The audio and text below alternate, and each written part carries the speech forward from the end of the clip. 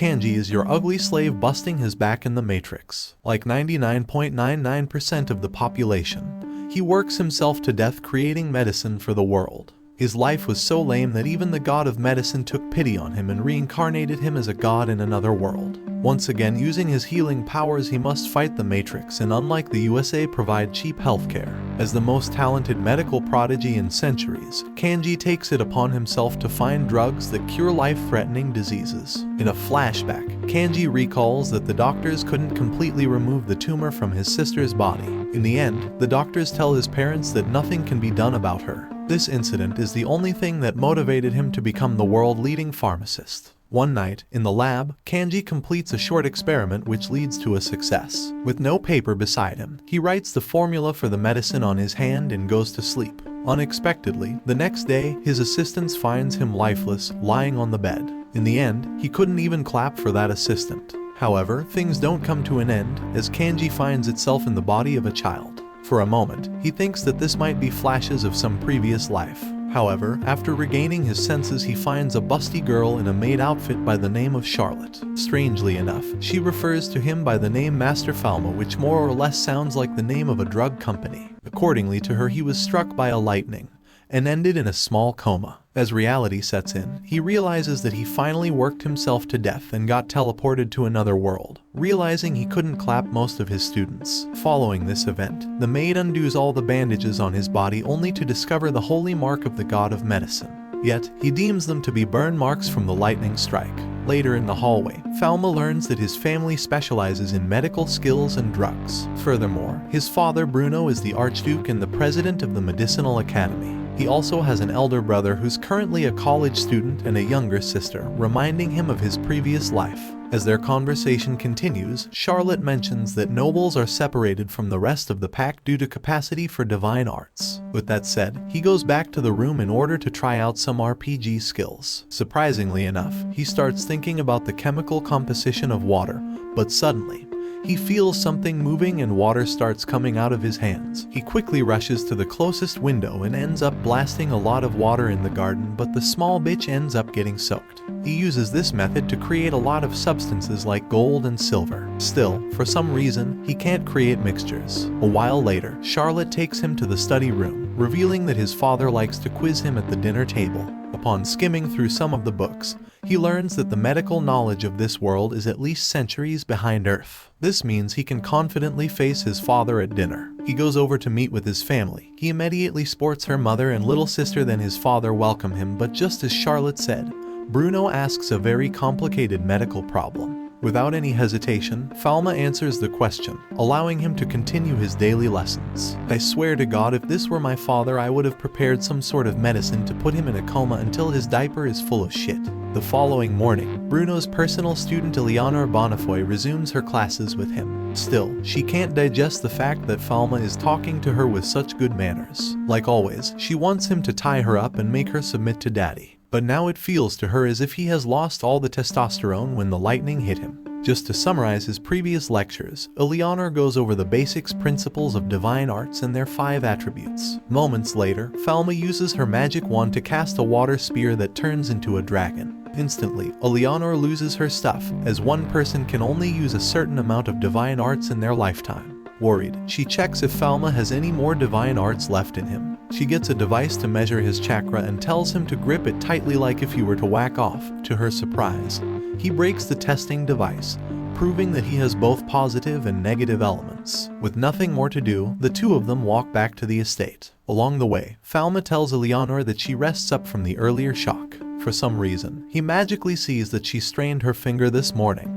Moreover, the color around the affected area changes when he comes to the right conclusion. This freaks her out even more, as the divine eye is the ability of the god of medicine. Furthermore, Eleanor points out that he doesn't have a shadow even in broad daylight, which even shocks Falma himself. From the immense shock, Eleanor catches a high fever, forcing her to skip class with Falma. Ultimately, Bruno prepares a medicine along with an instruction, and he asks Falma to personally deliver them. Even so, he knows that the formula wouldn't really help Eleanor deal with the fever, which forces him to use his own skills. Inside the Bonifoy estate, she comes to meet him in full body armor, assuming that Falma is here to silence her. Despite making his intentions clear, Eleanor still assumes that he wants to kill using his divine arts or the new type of medicine. Eventually, Falma leaves the house after clearly stating that he needs her in order to master the divine arts. Thankfully, the next day, Eleanor decides to show some balls and show up to the training session. For that purpose, she takes him to an isolated island because his uncontrolled powers can evidently level the whole city. After days of training and clapping, Falma manages to obtain a deeper understanding of the divine arts. By now, he can even diagnose patients from afar using his divine eye. Unexpectedly, he sits around the staircase watching his servants using his magic eye, and notes down all the ailments of servants including Charlotte, and turns out she has a problem with dry skin on her hands. He then goes into his room, where he ended up creating medicines for each servant, hoping that everyone can be treated despite their social class. Moments later, he goes over and hands them over to each one. Upon receiving the medicine, all the servants bow down to Falma in appreciation. Charlotte reveals that commoners can't afford pharmacists and the drug they prescribe. Once again, he finds a new motivation to continue becoming the best medical doctor in the world. A few days later, Bruno reveals that his sister Blanche is suffering from severe chickenpox. On top of that, he needs to leave for a sudden house call. Although, before going, he tells Falma that he suffered from chickenpox as well, hinting that he has lifetime immunity. Despite this fact, he tells him to be careful because in some rare cases chickenpox can infect someone twice. Instantly, Falma's respect parameter for Bruno goes to another level, as this fact was just recently known on Earth. With that said, Falma goes into his secret lab to create the most simplistic medicine formula possible. This medicine does wonders on Blanche's body, making her recover in just 1 week. After a few days, Bruno calls Falma to his room only to reveal that the Empress of the Kingdom needs their help. Despite the sudden call, Bruno refuses to expose any information regarding the Empress's condition. Ultimately, the two of them make their way to the Imperial Castle. There, the head court physician tells Bruno that Their Majesty Elizabeth II is getting worse by the minute, and almost has the 2 legs in the coffin.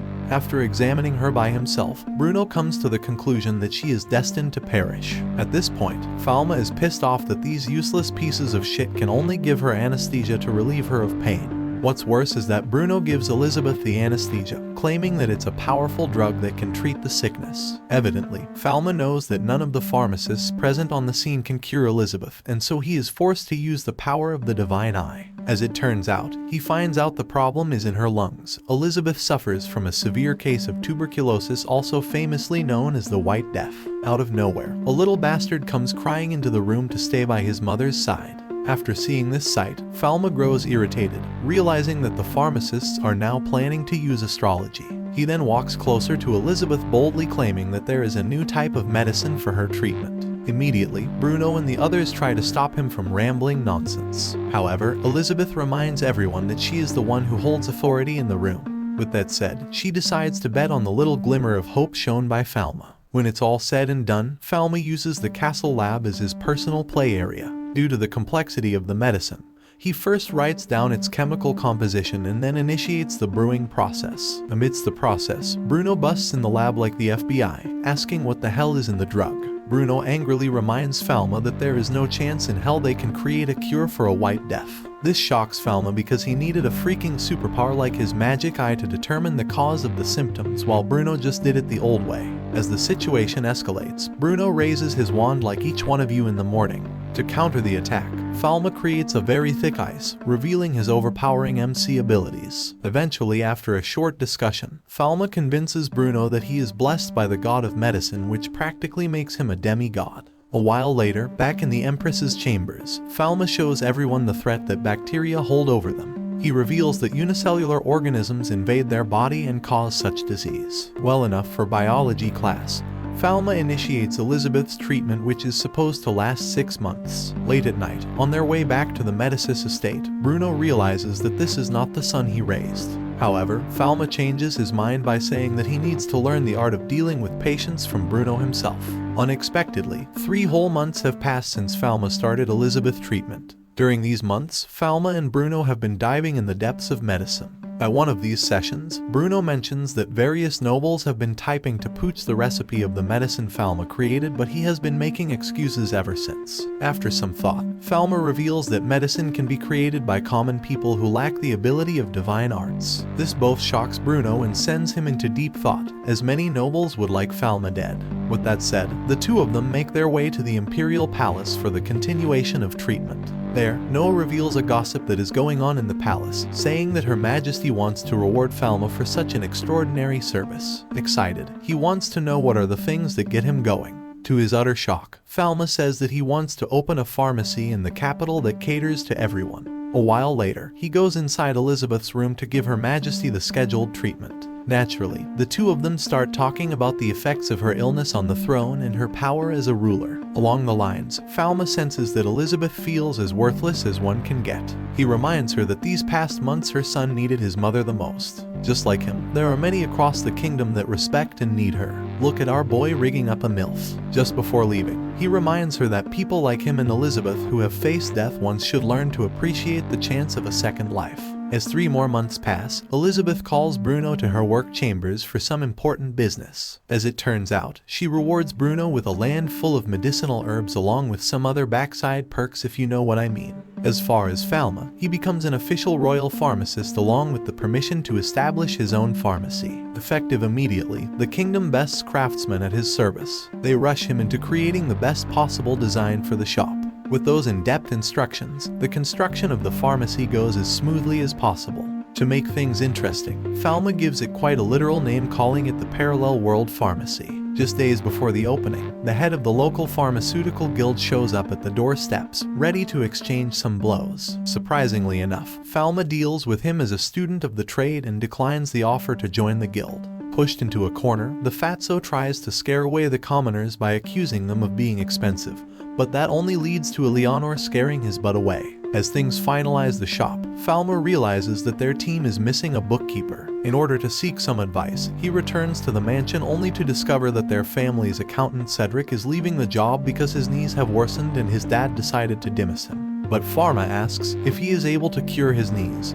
He would still want to work, and Cedric nods his head like if he were to suck it. Immediately, he goes to Bruno, asking if he could hire him instead. As expected, Bruno allows the transfer of his employee. Furthermore, he gives Falma a ton of money as his way of thanking him. Back in the city, various commoners gather around the new pharmacy, appreciating its ambience and aesthetic. However, none of them have the courage to enter the store. Eleanor explains that all commoners are loyal to their pharmacy, whereas the nobles just call someone to them because they are rich dogs. Unexpectedly, Charlotte the all-rounder maid conducts a survey without anyone's knowledge. She reveals that the majority of people aren't comfortable entering the store. Some even think that their prices will be off the charts. After listening to the results, Cedric the accountant suggests that they should mention the prices of their products outside the store for completeness. Adding to this, Charlotte reveals that the majority of the people in the city can't read. In the end, Falma acknowledges the opinion of the common folk, accepting that they need to change some stuff. A while later, his dad and mother drop by the shop in the most obvious of disguises. Apparently, they wanted to tour the new place and see how their young pharmacists are doing. After taking a tour of the place, Bruno asks if the common folk are using his products. In all honesty, Falma goes on to reveal that they are having problems connecting with the common folk. Upon hearing about the issue, his mother suggests that he should add a line of cosmetics that will attract attention from women in all walks of life. Bruno seconds this suggestion, but he strictly forbids Falma from using white powder shit because they contain metals that reduce lifespan. He also states that some stupid bitches have been removing excess blood from their body just to look younger. Out of nowhere, someone barges into their lounge, seeking medical help for a lady. Hurriedly, Falma makes his way to the noble's carriage only to find a young girl half asleep. With the divine eye, he determines that the girl has been going through constant blood removal. He brings her into the shop and forbids her from any further procedures or makeup. To everyone's surprise, this crazy bitch says that her future husband likes young skills. Thankfully, someone with a clear mind like Falma reminds her that being alive is more important. In the end, he promises to create a new type of makeup that will not cause any harm. Over the following week, he constantly tests new types of organic foundations that contain 0 metals. Ultimately, he gives the products to Lady Chloe along with her other medicine doses. From that day onward, with Charlotte's marketing skills, the cosmetic line became the #1 product amongst both nobles and commoners. As a matter of fact, Falma finds himself in a pickle as the supply chain can't keep with the demand. Eventually, he strikes a deal with Chloe to open a subsidiary company primarily focusing on cosmetics. This shop will be used to create and test the new cosmetics. Over the week, Bruno, Falma along with the rest of the team visits the port city that was rewarded to Bruno during the whole White Death situation. The current governing officials gather a detailed report of the city's finances over the last 5 years. As the discussion progresses, Bruno tells Falma to get the fudge out and go do something stupid shit in the ocean.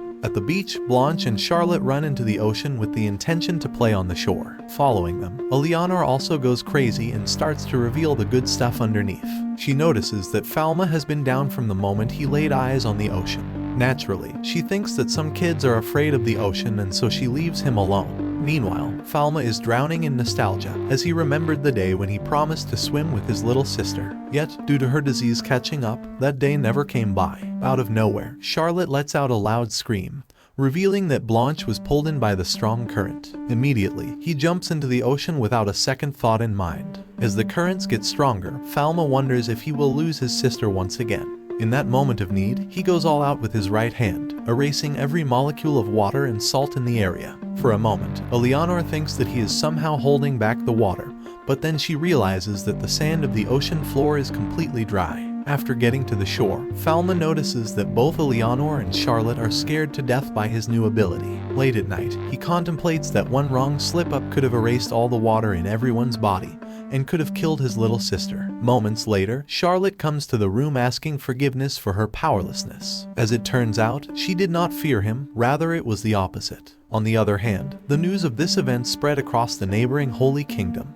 They deem that the boy without a shadow is a heretic, who should be slain. Back in the Imperial City, Falma notices that the rush in the shop is 3 times as before. Along with this, he also finds 2 odd-looking cosplayers looking around suspiciously. He tries to communicate with them, but the men leave without saying a single word. After a few days, on the break of dawn, a carriage full of impure stuff slams into the pharmacy, wrecking the whole building. This news gets to Bruno, who deems this event to be a declaration of war. Immediately, Falma internally claims that both the local guild and the people in the white robe could be their prime suspect. Yet, he acts wisely and does not make hasty false accusations. Back at the pharmacy, local citizens and members of the community help Falma and Cedric clear all the trash. As this goes on, a lady comes to the shop, seeking medical help, crying, explaining that her dad passed out. On horseback, she takes him to a remote area and she tells him his dad is on the hill. But as they walk through the grassland, when he turns back to ask for her dad, the bitch has vanished. Immediately, Falma gets surrounded by knights of the Holy Temple. Like a nice little daddy's boy, Falma tries to handle things with civil manners, whereas the assassination squad of the Holy Temple is hell-bent on killing him. After seeing that he has now shadow, Solomon the leader assumes that Falma is another evil spirit because he doesn't possess any shadow. They attempt to imprison him by using magic dome that just miserably fails. Eventually, these grown-ups start attacking a little child with magic. However, none of their attacks even lay a scratch on Falma's body. Ultimately, all the members unleash a 4-element combo attack, forcing Falma to reveal his true strength. In doing so, Commander Solomon falls from his horse and sustains a severe injury. In that moment, Solomon notices that Falma is marked by the holy god of medicine, which would make him a vessel of the guardian deity. This also explains why Falma has no shadow, as gods are being with the purest light. Upon realizing their blasphemy, all the knights accept that they must atone for their sins with their life. However, Falma stops Solomon before he does anything stupid. He then builds a tent in order to perform a surgery on his leg. Despite having little experience in the field, he manages to save both his life and leg. After a few days, Solomon visits the pharmacy as the new bishop of their kingdom. With him, he brings a divine wand that is capable of channeling all 4 elements of nature, and it can also be quite portable. Now it seems like an Apple commercial. Anyways, Falma gets worried that he might forget the wand in some chick's house or in the red light district area. However, Solomon insists that he should try the freaking thing first. The minute he touches the wand, it starts glowing, which indicates that Falma is worthy to use it. Furthermore, no mortal being can hold the wand because it's not of this world. The wand can also allow him to do Harry Potter type shit like flying. Before leaving the pharmacy, Solomon gives him a talisman which can suppress divine power, allowing him to have shadow. Later that day, Falma takes his little sister and Charlotte to a shop in town. Along the way, he notices a woman asking the local pharmacy to stock products from the parallel world pharmacy. Unexpectedly, the owner reveals that the local guild doesn't allow them to do anything of the sort. This leads him to thinking that another guild must be made that can help other pharmacies sell their medicine. Simultaneously, at the local pharmaceutical guild, the Fatso Veron and the others have their backside burning in jealousy. Despite the positive comments they heard about Falma, the guild refuses to accept him as a fellow pharmacist. In fact, the Veron issues a new order, stating that all members are forbidden from contacting the guild. Everyone at the meeting cheers for this decision except Pierre. As it turns out, his daughter is suffering from a high fever, and the local doctor is off on honeymoon. Coincidentally, Falma encounters him desperately banging the clinic door, shouting for help. There, he introduces himself as a royal pharmacist and invites him to the parallel world pharmacy. Initially, Pierre is hesitant due to all the restrictions from the guild. However, upon seeing his daughter, he is given into the situation. Together, after walking to the pharmacy, Falma takes him inside through the back door to avoid the risk of spreading the disease. Pierre makes an assumption, thinking that this is due to his commoner status. Inside the pharmacy, Falma gives him a cloth to cover his mouth, which clears his doubts about him treating others according to their status. Following this, Falma personally provides an in-depth examination, concluding that it's just a common cold. In the evening, he discharges her from the guild and also tells Pierre that he should rush over if anything odd happens. Back at his house, Pierre tells his wife that he brought medicine from the parallel world pharmacy. With deep regret, he realizes that Falma's ability is way ahead of anyone in the guild. In the end, he starts crying because the usual medicine can't really save anyone in the city. In the next meeting, Pierre boldly says that Falma's method of treating people is more logical, whereas they just hand out random herbs left and right, hoping that their patients will recover. Despite being the one who's mostly affected by parallel world pharmacy, Pierre claims that they should learn from their ways rather than shun them. Immediately, Veron revokes his license to conduct business in the city and also wreck his place to pieces. Outside, Falma finds him devastated, yet he doesn't want to stop being a pharmacist. Ultimately, Falma enlists him into the new guild, making him Parallel Worlds Pharmacy's first partner store. Back at the Medicis estate, Falma's big brother Pal sends a letter, informing them that his visit is delayed. In the office, Bruno reveals that Pal also revealed that 1,000 people died in the Netherlands from a mysterious disease. Furthermore, even the researchers sent to inspect the situation died after 7 days. The most concerning thing is their ships are going to enter the country through the new port Elizabeth rewarded them with. Meanwhile, at the Imperial Castle, various ministers sing songs of praise for the young Falma, who has managed to achieve outlandish results in the health department. Upon hearing the results, Elizabeth wishes to grant him the title Archduke, but one of the nobles reminds her that the title can only be given when he is of age. Simultaneously, Falma makes his way to the pharmacy in order to prepare for the potential epidemic. A few moments later, he receives a pigeon carrier from Pal, containing a sketch of the bacteria. Instantly, he realizes that the disease is none other than the infamous Black Death.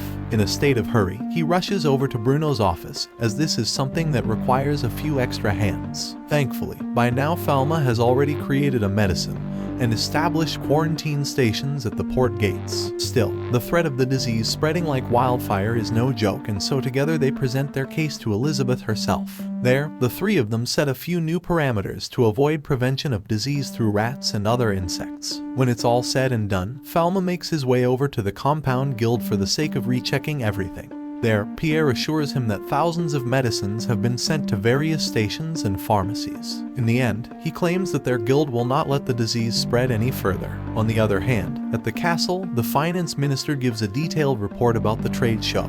Despite the disease, this guy is still worried about all the money they will lose. To counter his concerns, Elizabeth reminds him that the health of the people is everything, and so he should just shut up. As everyone prepares to fight the disease, both Falma and Eleanor depart from the Imperial City to the port city. The moment they step foot in the port city, two of Eleanor's students give them detailed reports about the current situation. Fortunately, as of now, none of the ships or crew members seems to have symptoms of the Black Death. However, there are many ships in the middle of nowhere that Falma needs to inspect himself. Following his own protocol, Falma and Eleanor make their way to foreign ships. Despite the care, the ungrateful bastards whine like little brats because they have to wait a few extra hours. Still, the inspection of the ship continues without fail. After a few hours, the whining starts once again, and this time the situation between merchants escalates. Luckily, the first ever customer of Parallel World Pharmacy, Jean Allen Gabai, who is also a Marine Fleet captain, enters the scene. He fired his cannon, which scared every merchant, and if anyone dare to blink, they will end up having more than one hole in their The presence of an Imperial fleet is enough to keep the loose dogs in check. Finally, after returning to the city, Falma, Eleanor, and the rest of the team report that there were no cases on the upcoming ships. Out of the blue, Adam, the leading governor of the city, barges in the tent, revealing that a small town has reported cases of sudden deaths. As it turns out, one of the ships decided to skip the inspection and land on the other side. Without wasting any time, Falma uses his wand to fly over there immediately. Upon reaching the city, he finds a bunch of illiterate people running for their lives. Initially, Falma politely tells them to return back and let him treat them. However, the villagers perceive him as the evil spirit spreading the disease amongst them. In the end, Falma uses his divine arts along with the wand to create an ice dome around the city. He then reveals himself to be a royal pharmacist, which honestly should have been the first thing. Inside the city, Falma and the few of the unaffected locals start planning their strategy for future action. Simultaneously, at sea, Jean and his crew come across a renegade ship filled with corpses. They conclude that these fools were the one carrying the Black Death. With great sorrow and regret, Jean orders his crew to send the ship into the depths of the ocean. Meanwhile, at the Imperial School of Pharmacy, Professor Louise Casper said that her research on microorganisms is just burdening on the academy. In her lab, she decides to write a letter of resignation in order to retire. At that time, Bruno, who is also the president, summons her. On the other hand, in the ice dome, Falma separates patients according to their conditions. One by one, he administers medicine to every patient along with the help of priests from the Holy Temple. He also asks a team of priests to catch up to the crew that is headed towards the capital with unknown cargo. In the meantime, back at the academy, Casper assumes that he wants to relieve her of the post, but Bruno interrupts her and reveals that someone wants her to extract a substance from a microorganism.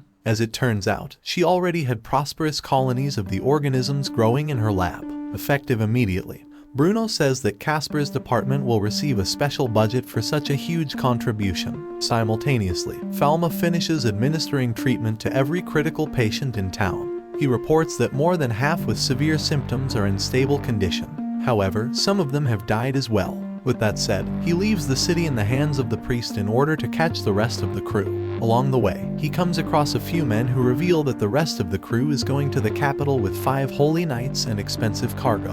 Amongst all the stuff, there are also rare white squirrels directly imported from Netherlands. Upon hearing the full story, Falma immediately connects the dots between Elizabeth's illness, 5 holy knights accompanying commoner merchants, and white squirrels that are the source of Black Death.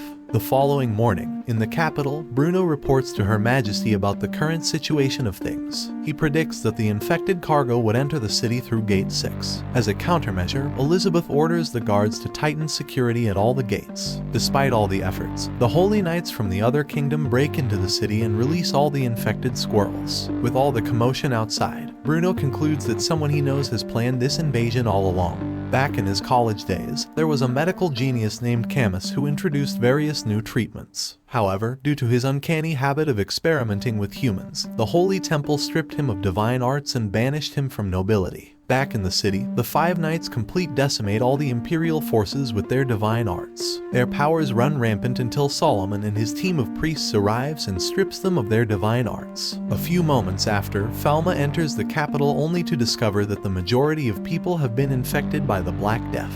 Furthermore, a species of rare white flying squirrels are being used to spread the disease. Coincidentally, he runs into Bruno, who is headed for the front lines to investigate the situation. Unexpectedly, the knights that invaded the city were forced to do so by the man named Camus. Out of the blue, Falma notices a tall black shadow standing on top of the building, exposing Camus's location to everyone. On the other hand, Charlotte rushes things and heads to the Parallel World Pharmacy. Despite Cedric's constant warning, she enters the building only to get herself and him stabbed by a poisonous blade. Luckily, both Falma and Bruno come to their rescue in time. Without any hesitation, Bruno takes on the fight, allowing Falma to heal them both. In a state of rush, Falma eliminates the various poisons from their body with nothing but his right hand. Filled with anger, he fights with the evil spirit using powers of pure light. In the end, Falma uses the most powerful purifying divine arts with the help of the divine wand. In doing so, he eliminates the entire epidemic plaguing the city. Eventually, after 2 months of constant work, the Black Death finally diminishes from the face of the world. In the end, the parallel world pharmacy resumes work far better than ever. Watch this next video. Don't forget to smash the like button, subscribe, and let me know what you think about this anime on the comments. Till the next my recap followers.